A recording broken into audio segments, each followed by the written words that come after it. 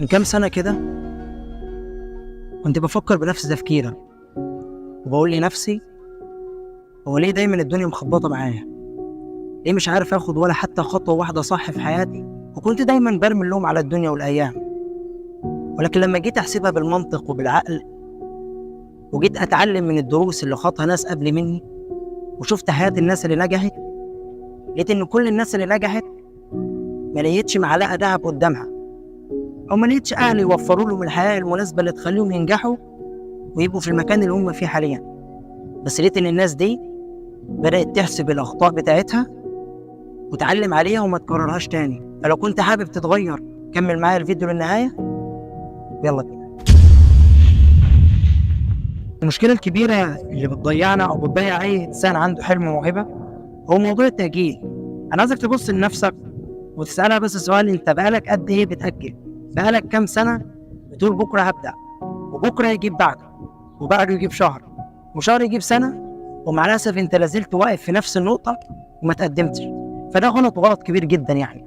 فعشان تنجح في حياتك أو عشان توصل لأي حاجة أنت بتتمناها أو بتحلم بيها، لازم تاخد الخطوة من دلوقتي.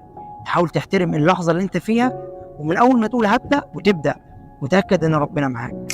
طيب ودلوقتي أنا بدأت، هل البداية ده أمر كافي؟ أو هل خلاص ما دام أنا بدأت يبقى أنا نجحت؟ لا، ده أنت لسه كده في البداية، وأنت لسه هتواجه صعوبات، ولازم هتتحط في اختبارات قوية جدا.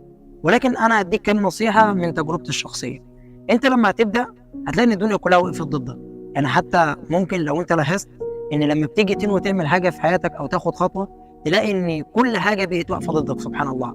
على فكرة ده أمر طبيعي وطبيعي جدا، وحصل مع أي شخص نجح وأي شخص بيه حاجة محترمة في الوقت اللي احنا فيه ده.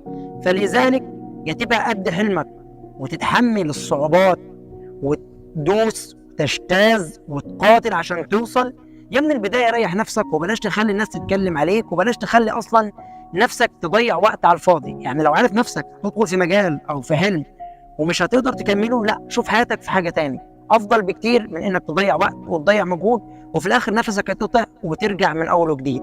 فلذلك مهم جدا انك تعرف ان بعد البدايه امر صعب وصعب جدا. الوصول للنجاح يمكن يكون فعلا امر صعب، ولكن هو مش امر صعب لو عقدت النية ولو توكلت على الله سبحانه وتعالى وخليتك واثق ان ليك رب كبير هيوصلك رغم الانتقادات ورغم الكلام ورغم الناس كلها اللي هتضحك عليك ورغم الضغوطات اللي هتبقى فيها. اللي عايز بينجح، اللي عايز بيوصل، اللي عايز بيقدر. وبس كده. سلام.